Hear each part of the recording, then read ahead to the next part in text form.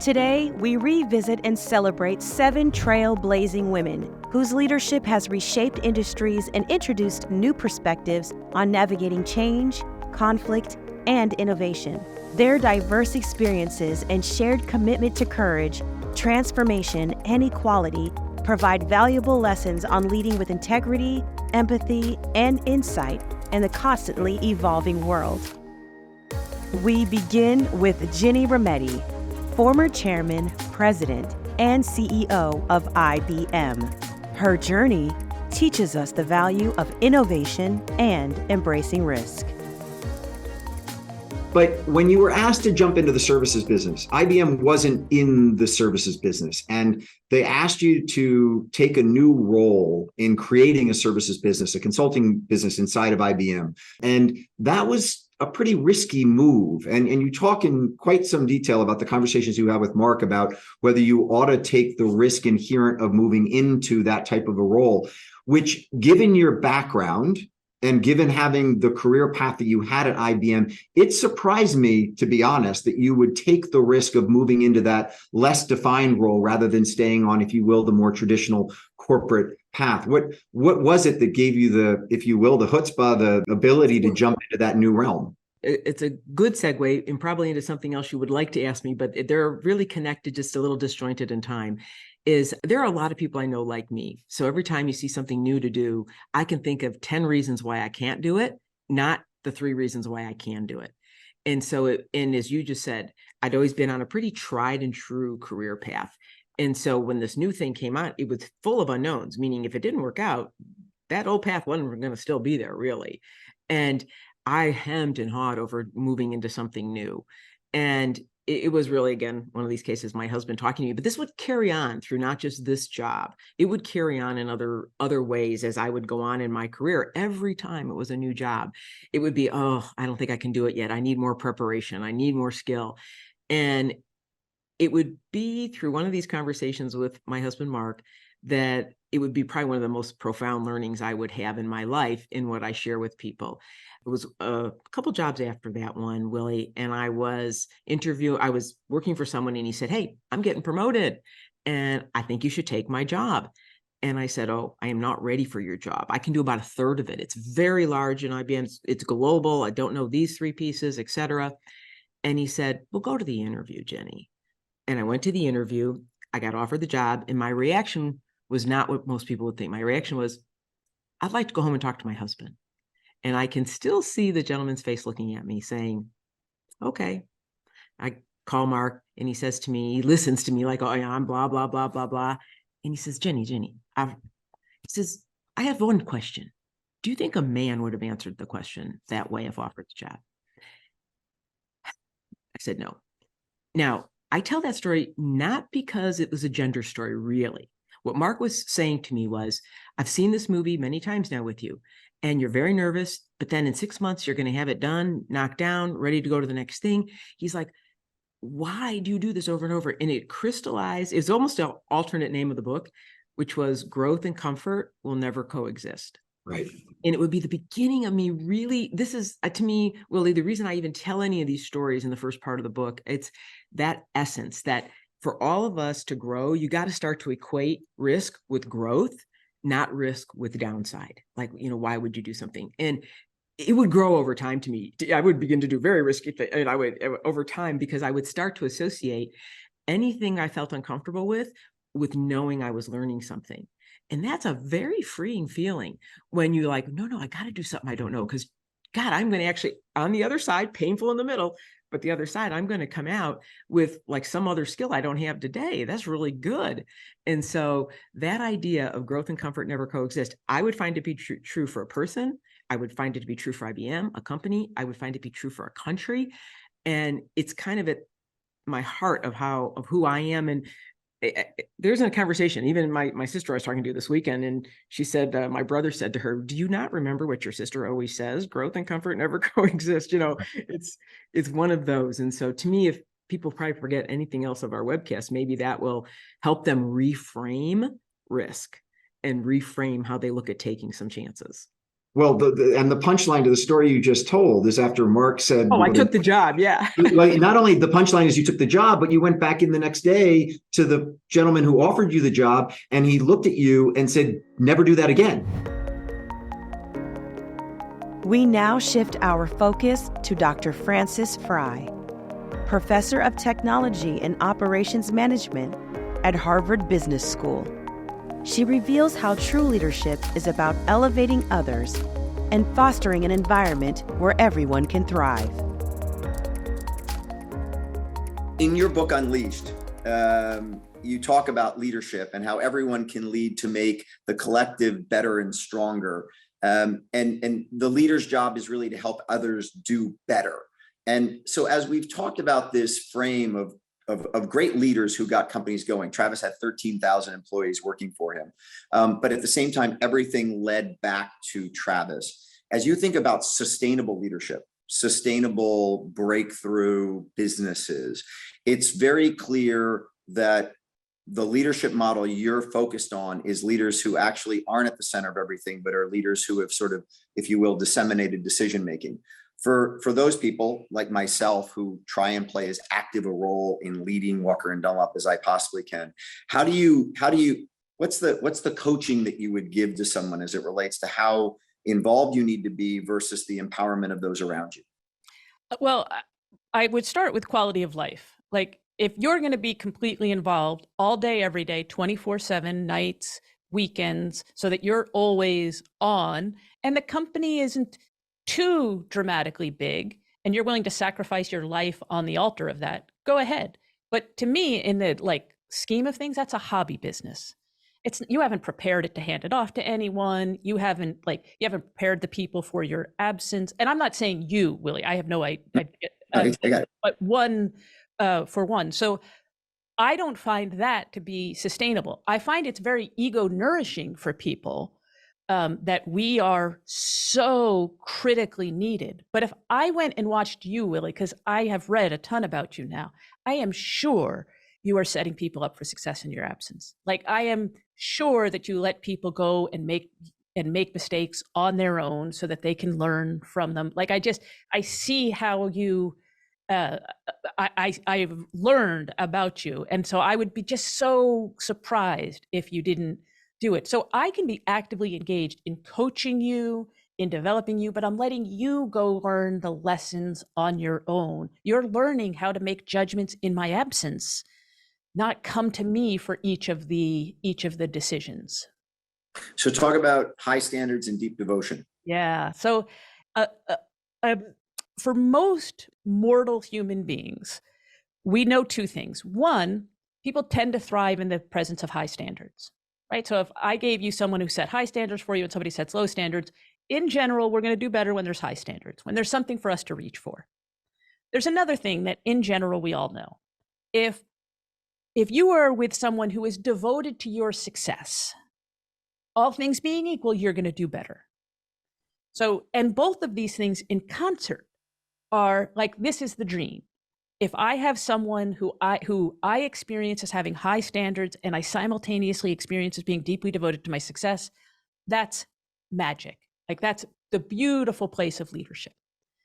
For most of us, in our day-to-day practice, if you look at it, we act as if these two things trade off against each other. So when we are setting high standards to someone, we shield them from our devotion to their success. We're almost like cool and cold and calculated. And then maybe we got some feedback that we're cool and cold and calculated. And so we're like, oh my gosh, I'm going to reveal how deeply devoted I am to your success. And I insidiously lower the standards. And then we give ourselves feedback about how disgusted we are with that. And we go back and forth on that off diagonal. Some people for their whole lives go back and forth on that. But as soon as we realize that, oh, it's not a trade-off, it's not bad in the service of great, I can actually do both at the same time. But the prescription when I have deep devotion only and get to go up to high standards and deep devotion is very different than the prescription if I have high standards only. So this, I have a prescription for great leadership. It depends which quadrant you're in. Don't give me a generic one. It's going to work 50% of the time, and then I'm going to think it's unreliable. Former CEO of Under Armour, Stephanie Linnartz, has a similar approach to leadership and puts these principles into practice by supporting young female athletes. Yeah, that's certainly, I'm sure it's helping. Interesting stat on Taylor Swift. She walks over 10 miles every single concert that she does. So she's an athlete. I don't know if you've been to a Taylor Swift concert, but she's quite the athlete. But, she is a real role model for young women. And I think that there's an inflection point in women's sports that is really important. And, last year you saw some of the highest viewership of women's sports ever. Record attendance, live attendance at a female sporting event was last year in Nebraska, 92,000 people at the women's volleyball tournament in Nebraska. The NCAA women's final had record viewership. You're seeing a lot with women's soccer. I mentioned flag football. And I am passionate about supporting female athletes in particular because sports is so important to change people's lives. And this is another interesting statistic, one that's a little bit, I think, frightening. 1 in 3 girls drops out of sports when in their teenage years. Only 1 in 10 boys drops out. So young boys have millions of more opportunities every year to play sports. And it's not whether or not you become a professional athlete, but sports teaches you leadership, discipline, community. Kids are so isolated these days because of social media and all this technology. And sports brings people together in community, and girls drop out at a much faster rate. They may play little league or peewee soccer, but then, a lot drop out in middle school and then even more drop out before college. And so one of the things I'm passionate about and I'm working with our female athletes on is encouraging more young girls to play sports. You don't need to be a superstar. You don't need to be that great and you're going to go on and get a scholarship. Maybe you will, but it's more about the life lessons it teaches you when you play sports. And I'm passionate about supporting female athletes. And Taylor Swift is, I think, the ultimate modern feminist and all that she's teaching young women. We pivot to Julia Boorstin, CNBC's senior media and tech correspondent and author of When Women Lead. She sheds light on the challenges and opportunities within corporate America. It is a real pleasure to have my friend Julia Boorstin joining me today to talk about her new book about women and women leadership and when women lead, how they lead, and what makes their leadership so unique in guiding corporations around the globe.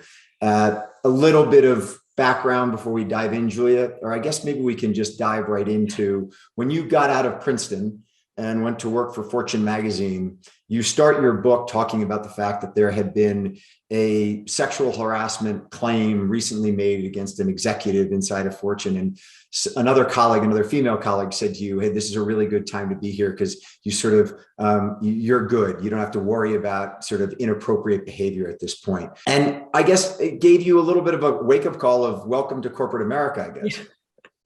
Yes. So no, this colleague said to me, oh yeah, good news. There had just been this big settlement, this big claim, sexual harassment situation. And so therefore, great news. Everyone will be on their best behavior. And I remember thinking that was such a weird situation and a weird thing to sort of celebrate as good news. And that's why people would be on their best behavior. So it sort of struck me as off, but was an interesting sort of part of a wake-up call of what the working world was going to be like. And the fact that there were still these gender dynamics that were incredibly unbalanced, and that at Fortune magazine, where there were plenty of female writers, the most senior ranks were all dominated by men. I started Fortune magazine the same time as an English major from Fortune who was a guy. I had majored in history. We had very similar backgrounds.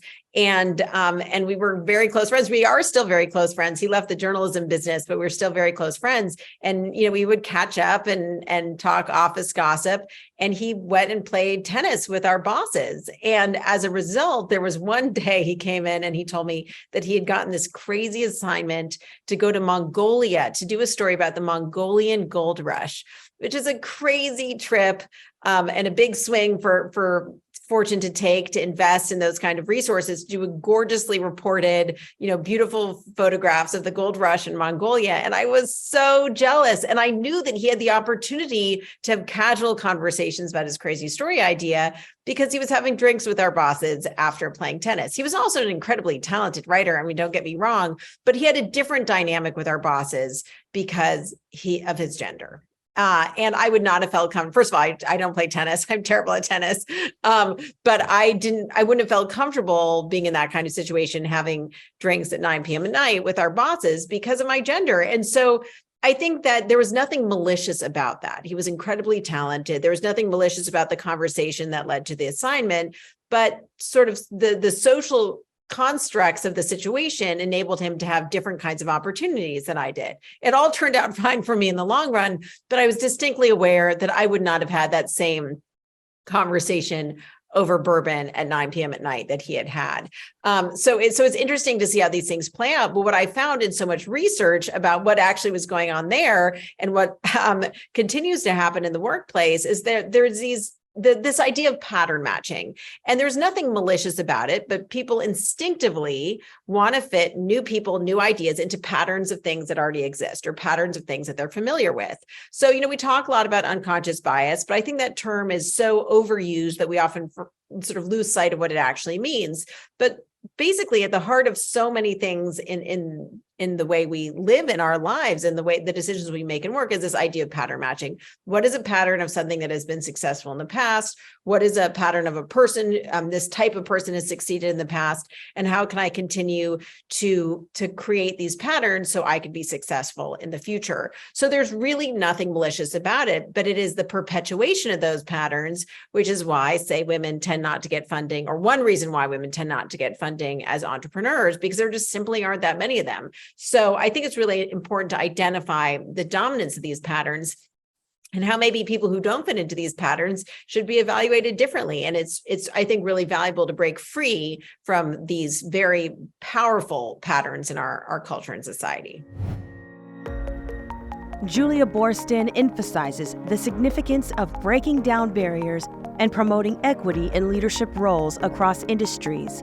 But what are the effects of such efforts? But forget about golfing. How many men are asked, how many children do you have? Right. Is this going to be hard to be launching this business while also being a father to your children? I mean, that's just not a question. Frankly, it's not a question anyone should ask anyone, but I certainly would assume that men are not asked that question in the same frequency that women are. You mentioned in your book, actually, when you talk about Anne and the interview and the stock price going up during the interview and how well it went, in your book, you talk about research as it relates to the naming of female CEOs and the fact that the stock of the company typically sells off on the announcement of a female CEO, but then over the next 2 years, wildly, and I mean wildly with a capital W, outperforms new male CEOs by 20%.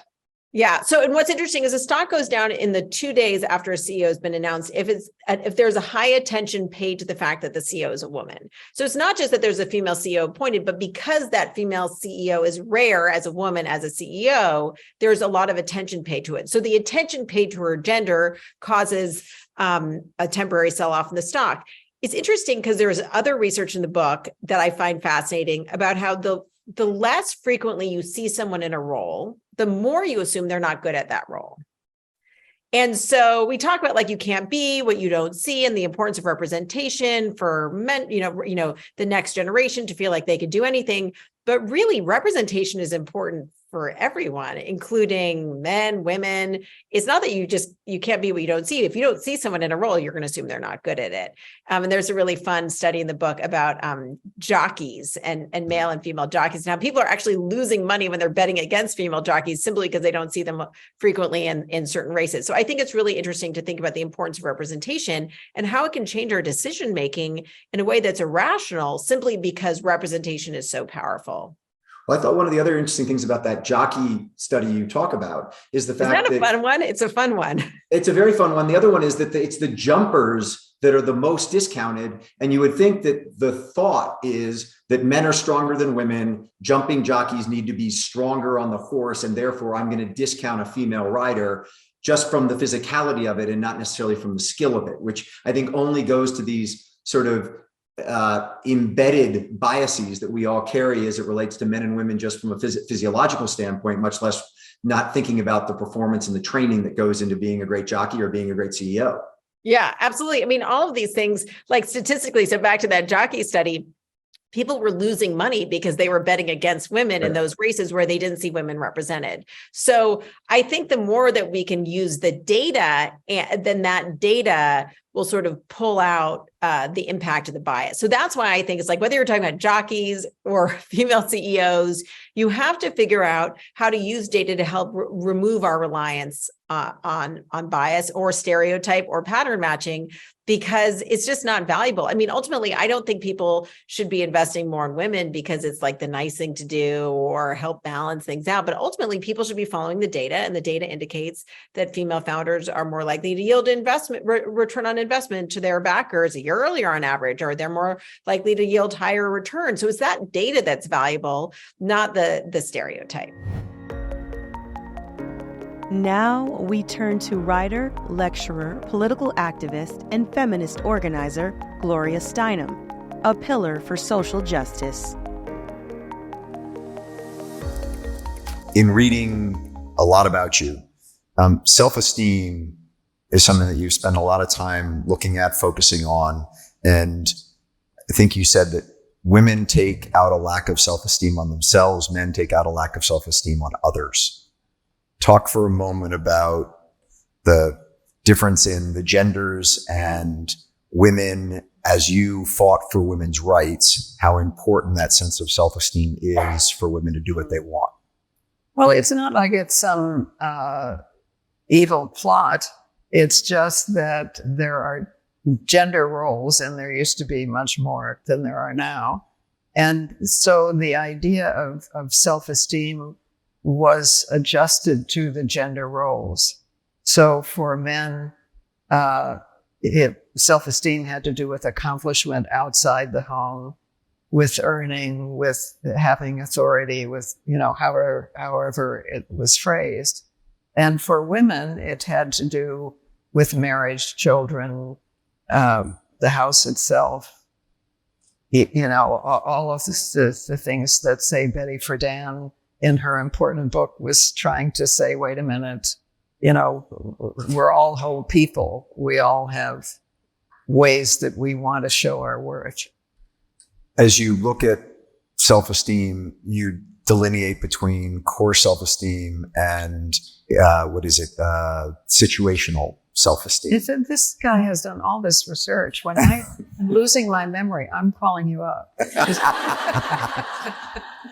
Anytime, Gloria, anytime. I will take that phone call. But as you think about core, I thought it was fascinating the way you analyze these two things, because to summarize what I took away from your writing on this is that if you're, as a child, if you don't gain core self-esteem, your parents look beyond you, or you're constantly compared to other people, that leaves sort of a gap in your own core self-esteem, which in many instances for men sets them up to go try and find situational self-esteem, which is how much money can I make? What kind of a car do I buy? And that gets you on sort of this treadmill of this never-ending seek for situational self-esteem to try and fill in on the core. But if you don't have the core, the situation will never fill it. Fair summary? Yeah, no, absolutely. And it is gendered. It is affected also by race, which it should not be, obviously. We are intrinsically worthwhile. Each person here is a unique miracle who could never have happened before and could never happen again. And we share human qualities. We have unique talents. But because of racism, because of bias about males and females, because of economic class, we don't necessarily know that. We don't necessarily know that we are, or grow up anyway, knowing that we are each a unique miracle. You talk, Gloria, about that sense of link, of being linked to one another, and rather than being ranked. And talk for a moment about how important that concept of being linked to one another rather than ranked against each other is to you, because I've heard you talk about it numerous times as something that yes, we have bracelets that say linked, not ranked. Right?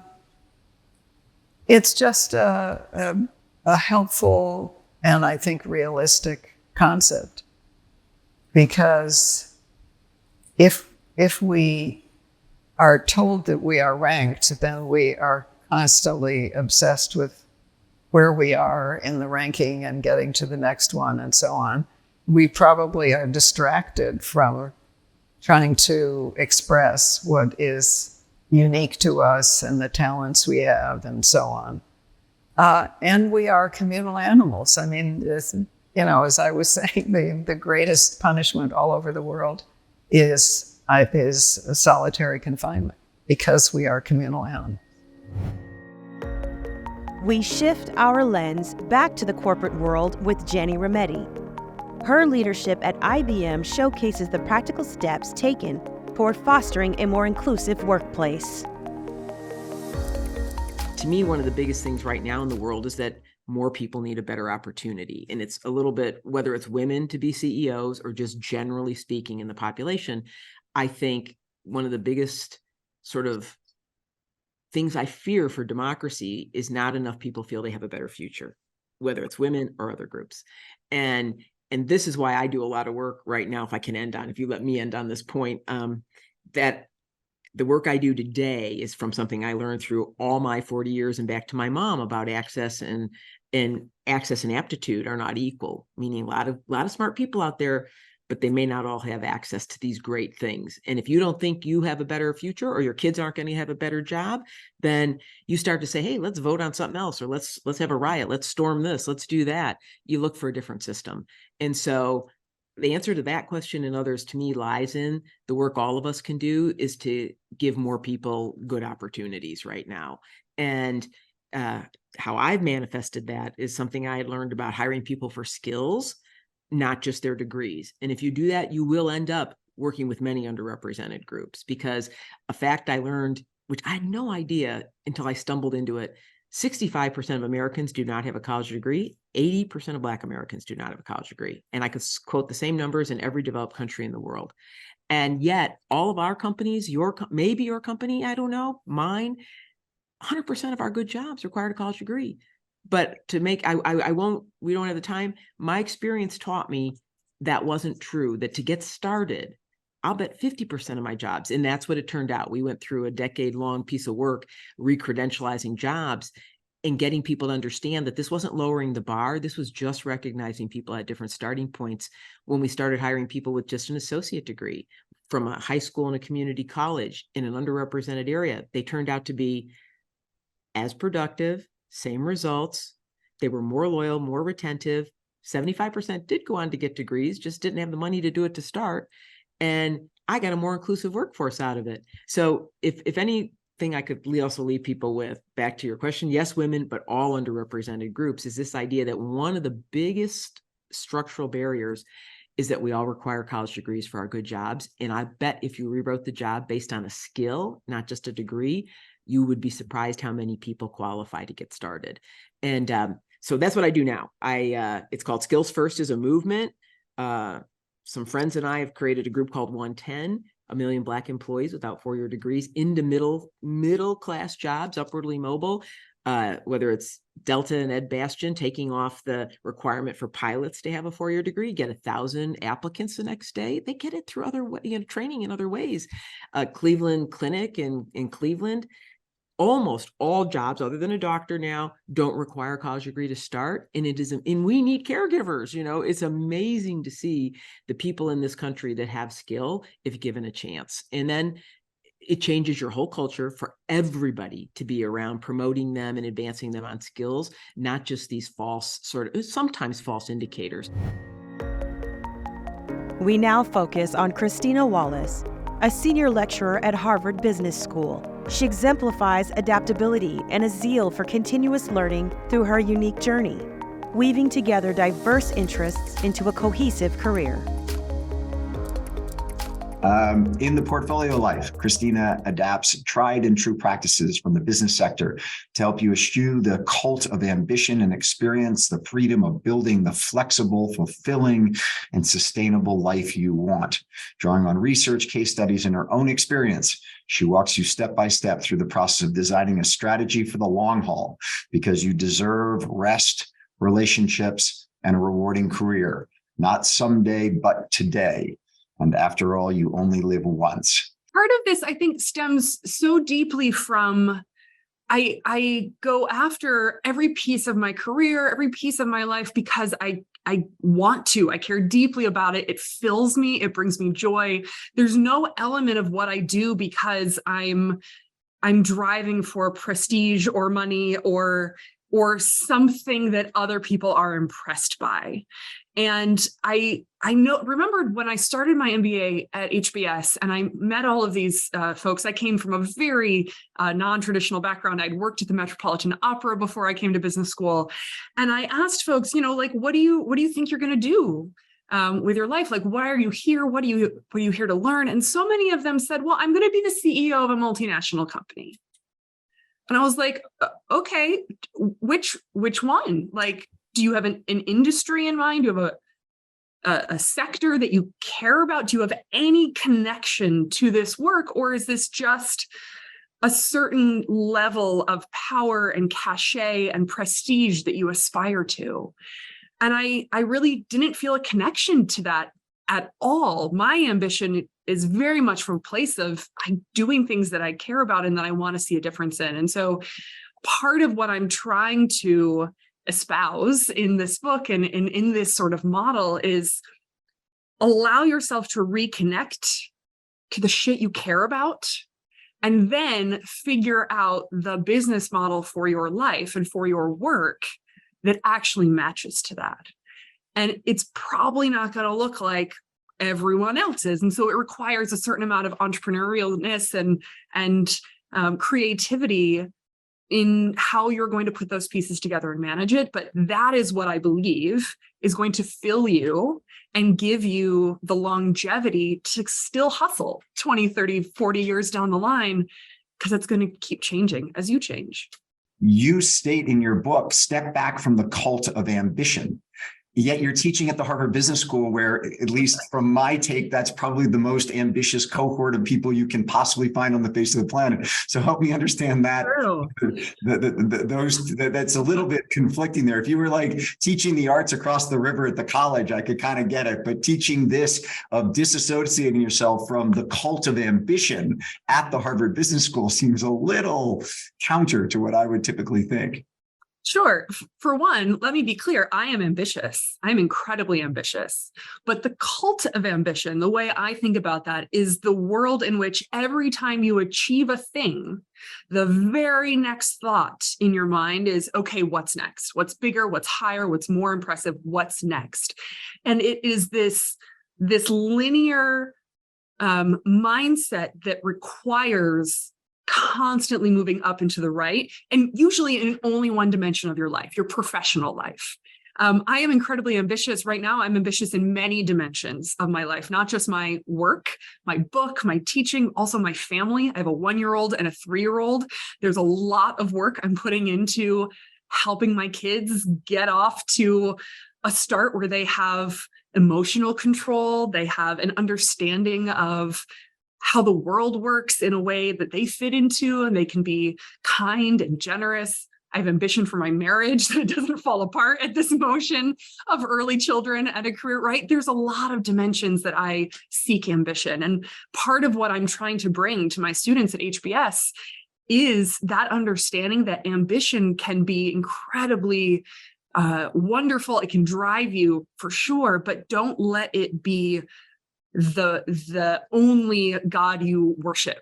As you think about the experiences, the network, the mindset, the resources you need to be a successful entrepreneur, do you feel like you have those yet, or you have access to them yet? Or is there some experience you might want to gain, maybe as the chief of staff to an early stage CEO, so you can see what these these environments feel like, right? That the roller coaster, the constant change, the uncertainty that comes in the earliest stages, you might find that's not the best fit for you. Maybe you are a better fit in the later stages of company building, or once it's already up and running and you're thinking about the scaling of a company. So not everyone has to be that founder that they're on day zero to be entrepreneurial and to build things. And part of this work is to figure out where you fit. I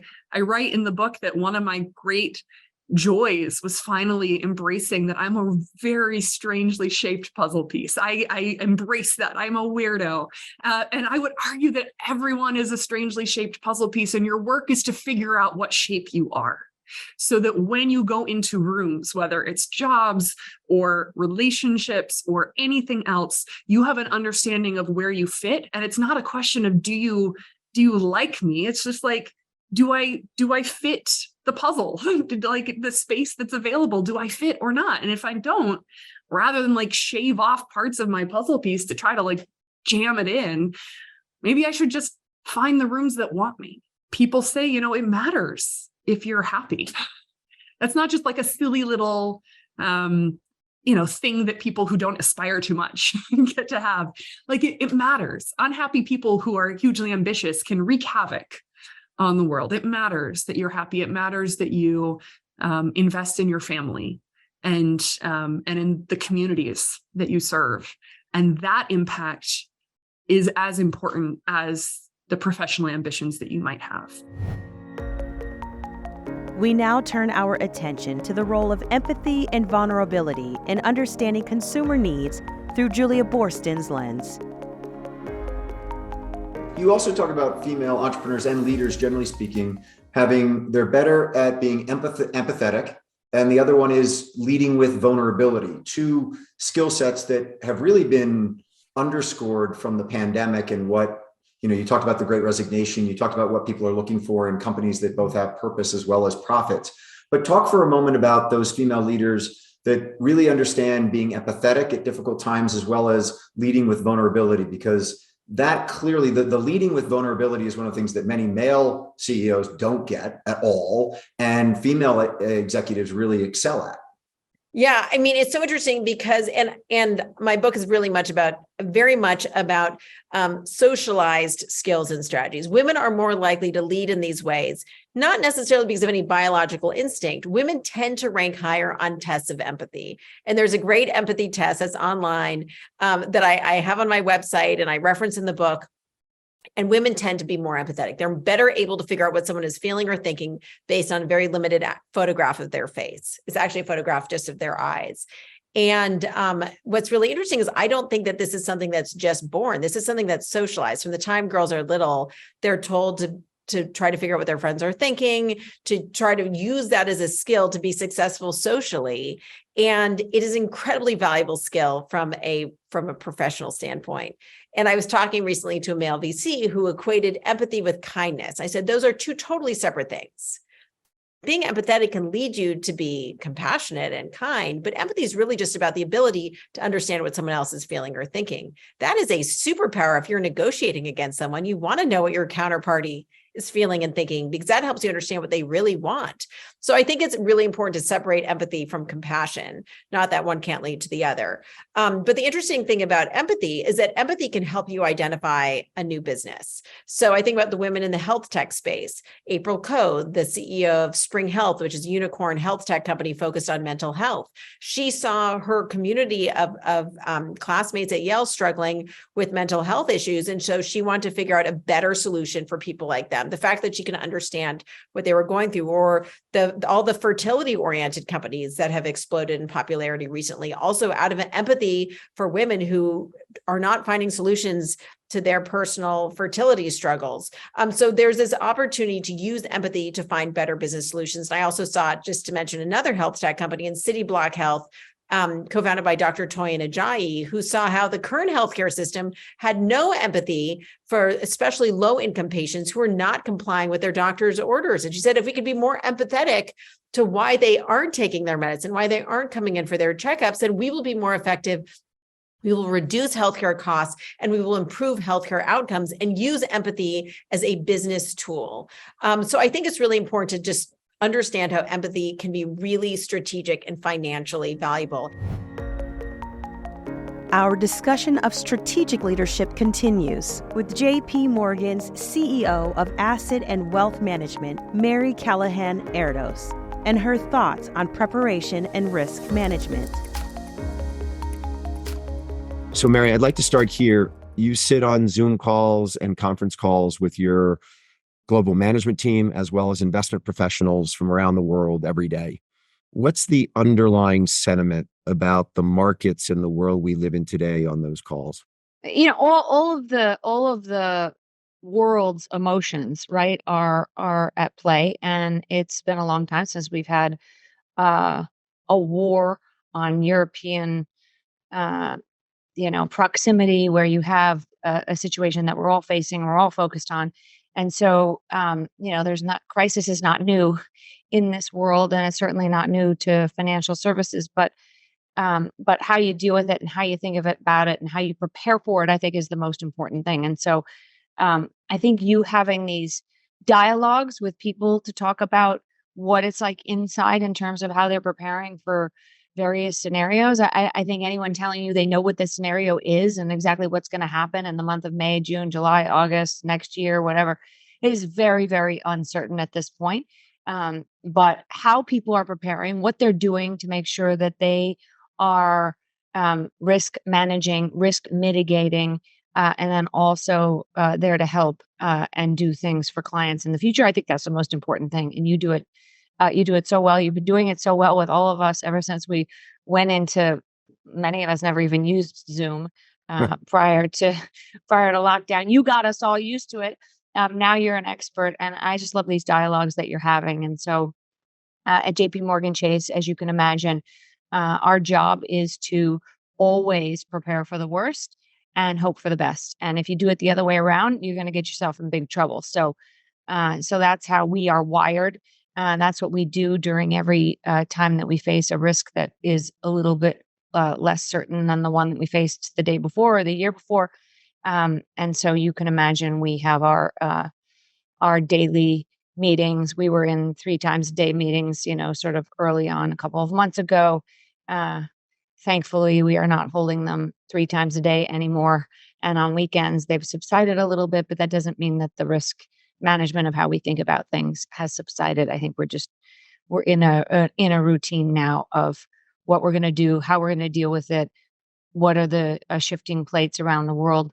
What does it mean for global GDP? What does it mean for, local interest rate scenarios in different places in the world? What does it mean for the flow of money and investments and then just all of the other humanitarian issues that we think about just as people inside of this great firm. So that's an interesting, you're more, if you will, concerned and quite honestly, sounding pessimistic than I would have thought. And the reason I say that is just that I've heard you in the past speak about talking to your team about trying not to look at the sort of the geopolitical landscape too much, because in a long-term economic outlook, those geopolitical situations tend to come and go, and long-term markets kind of correct and get to where you want them to go to. Is there something today, given just the volume of issues, that makes you more concerned than normal?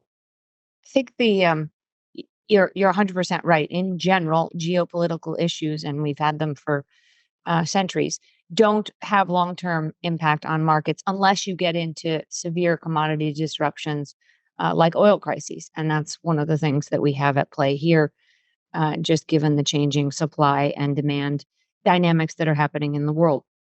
So that can have impacts that are harder to quantify and longer lasting than most sort of geopolitical issues. The markets have brushed off a whole lot of this. But the question is, how long would inflated oil prices affect the world? What are the shifting dynamics? You've got natural gas issues all across Europe. You've got electricity prices. Basically everything that you think about in terms of pricing stability is out the window right now. Everything is up, roughly fourfold on gas and electric prices in Europe. That's not the end of the world if it doesn't last for a very long period of time. But if it's a sustained period of time, you've got contraction in GDP that spills over obviously then into the rest of the world. So $110 oil it's got a pretty big impact, at least especially on Europe. It's about 1.5 points of GDP. So I think you've got some real issues that you have to deal with. And then just the war in general has so many uncertainties as to how long.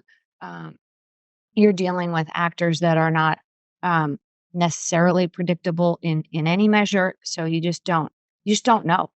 Yeah. And when you don't know, you don't have any other option, at least in our seat, except for to prepare for the worst. That doesn't mean I'm negative on markets. That just means my job right now is to make sure that the companies that I deal with, your company, your family, all the way through to the governments and the sovereign wealth funds. Have you done the risk management? Have you thought about your stress testing again? Did you get too comfortable in the leverage that you had?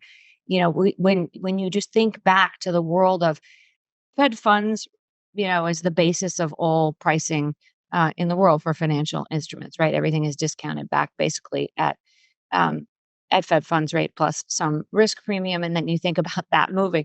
Just think back when I first started on Wall Street. I landed on a fixed income desk where all of a sudden Greenspan was raising rates by 25 basis points a clip sort of every month. And then bam, there was like 50 basis points. And then bam, in the fall, there was like 75 basis point move. And the whole world was like, oh my gosh. And so Fed funds went from 3% to 6%. And you were sitting there saying, like, how could this be? And so 10-year treasuries up to, I think they hit 8% at one point. I didn't know any better. I thought that was just sort of the way the world worked. Of course, then everything normalized. But I think that there's a whole population of people out there today that don't know anything but a bull market in bonds and low interest rates. And that could change very, very quickly. And when interest rates change, it affects pricing of every financial services instrument that there is, because you're just discounting back at a higher rate. I don't need to tell you that. That's the business that you're in, that you master, that you do so well, and that you help so many people with. And so that's what we're facing. But we've enjoyed very healthy markets. We've enjoyed the benefit of very low rates, lots of quantitative easing and sloshing around of central bank money in all pockets of the world to try and help through a global pandemic. And so we got to deal with the ramifications of that at some point. And so whether it's today, tomorrow, or in a year or two from now, my job is to prepare those portfolios to sustain that, because I need those portfolios to be there in 100 years from now. That's my job. Being in a leadership role requires more than steering a corporate agenda. The expanded role of leadership is exemplified by Gloria Steinem's lifelong activism. After Smith, you came to New York, and I've heard you talk about seeing a woman walking down the street in Manhattan who was dressed in an Australian coat, and you looked at her and said, "That's the first free woman I've seen." Mm-hmm. What captured you? It's so interesting that you found that. That's true.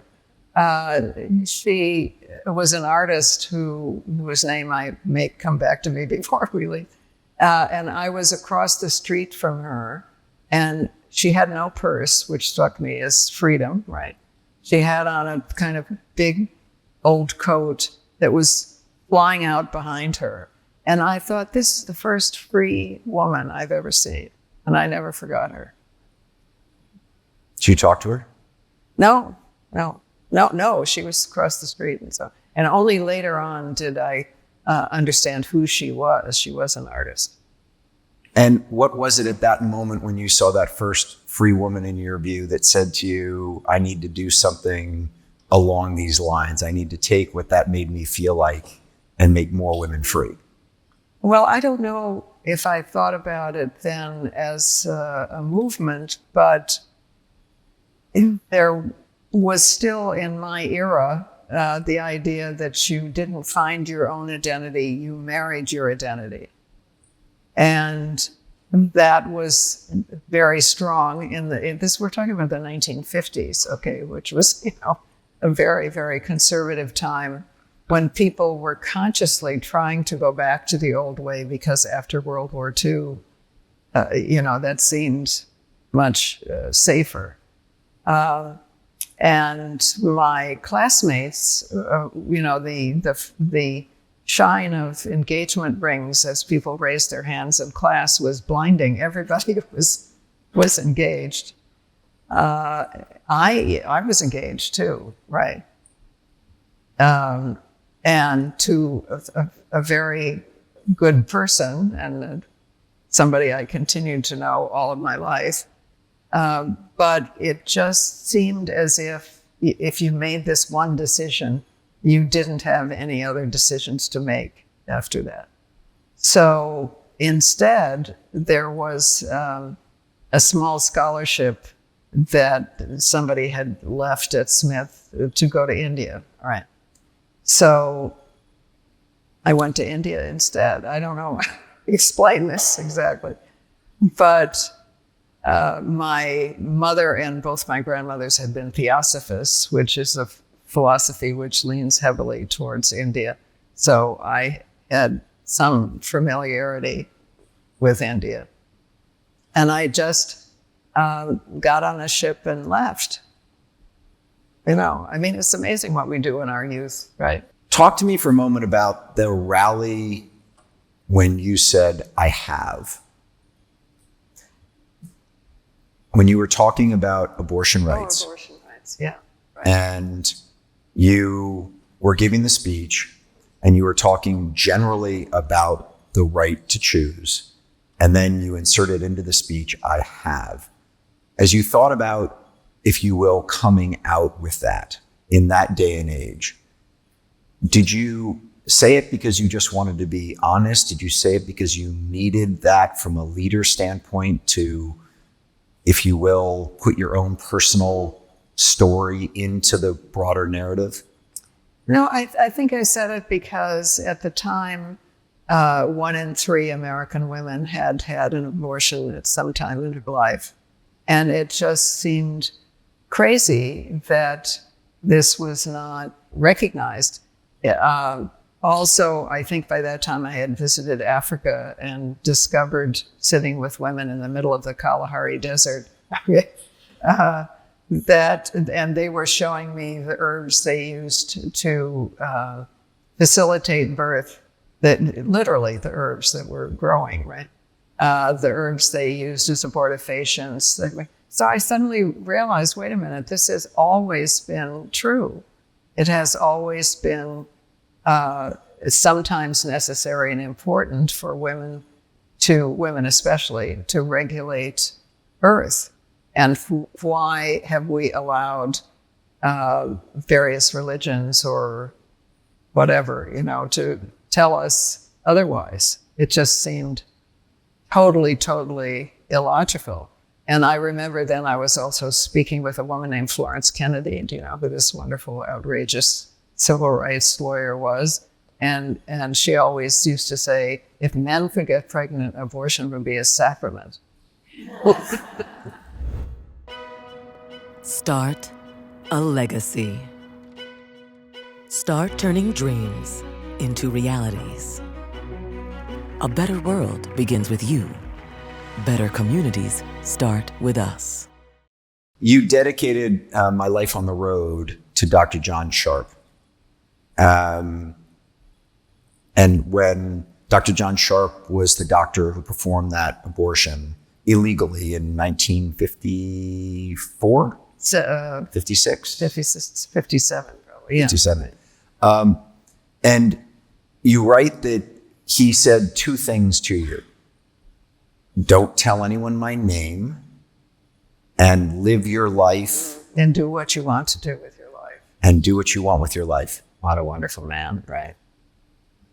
And I was living in London, working as a waitress, trying to wait until I got a visa to go to India where my fellowship was.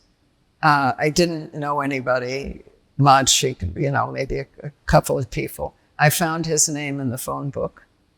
And he was just this enormously wise, kind person who came along at a crucial moment, which I hope we can do for each other. People turn to us in a moment of need. I hope we can do that too. After giving that speech where you said, I have, there's a quote which is, choose between giving birth to someone else and giving birth to ourselves. Why do you think certain women react poorly to that statement? Or why do you think certain people in society react poorly to that statement? Is it threatening? Well, I can't be sure. I mean, I don't know what's in their hearts when they say that. But I think that various institutions in our lives have tried to make birth giving more important than personhood for women. Religions have sometimes done that, although I'm not sure we know the truth of it exactly, because the Catholic Church actually allowed you to abort a male fetus less time than a female fetus. They wrongly thought that you moved by when the fetus quickened, right? So abortion had been allowed, and it was only Napoleon III who made a deal with the Pope to declare abortion a mortal sin because he wanted more people for his armies. It isn't as if it has come down to us necessarily exactly as it happened, but it just seems to me the basis of democracy. Either we get to make decisions, men and women, over our own physical selves, or what good is democracy to us? We now listen to Dr. Frances Frei, whose journey showcases the importance of perseverance and a positive outlook in overcoming challenges. So in reading your history, you applied to 17 colleges, which in today's world isn't a huge number because of the Common App. But back when you and I were applying to college, applying to 17 colleges is an incredible number of colleges. First of all, what was it in your personality that made you apply to 17 schools? And then what was it that took you to Brandeis to begin? Well, I wasn't sure I was going to get in any of them. So I didn't have, there weren't like college guidance counselors or things like that. I went to a small public school. So I just applied to lots, hoping I'd get into one. Brandeis, I didn't even know anything about the school, but they paid for me to go there. And as someone who came from no means, from my family, it was like the easiest decision, even though I didn't know. Now, the school I really wanted to go to was the University of Pennsylvania. So of all of the others, they were like the backup schools. University of Pennsylvania said no. And a theme of me is I'm undaunted by a no. And so I went to Brandeis, but then applied to transfer to Penn and learned, at least at the time, it's easier to get in as a transfer than it is as a... So I'm surprised that you say that Penn was where you really wanted to go, because as you have admitted, you applied to Harvard 5 different times before Harvard actually took you as a professor at the business school. Where's that tenacity of going back and back come from? Other than being number 6 out of 6. I think a lot of it is number 6, but I will say I just don't have the expectation of a yes. It's not been it wasn't my experience growing up. People said yes to me on the first time very rarely. And I really early on realized that I'm not going to let the decision of a mortal influence my life's trajectory. So if I got a yes, it was just a surprise, but usually I got a no, and I just learned to think that this is not now and to come back. And so I just had a boomerang resilience to come back. It's not that I wasn't disappointed when they said no, but it didn't change my ambition in any way. I'm not fragile to a no.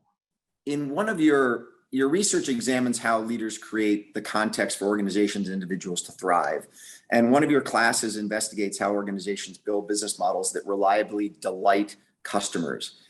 Can you summarize for us how companies like eBay and Oracle and Cleveland Clinic, 3 companies you've written case studies on, have built business models that quote unquote reliably delight customers? Yeah. So the secret is that they also reliably disappoint customers. So here's the trick. In order to be great, you have to be bad. Not bad for sport, but bad in the service of great. And so every sustainably great organization is optimized to be great and optimized to be bad. I'll give you the simplest example I can of it, which is Steve Jobs at when he was creating the MacBook Air.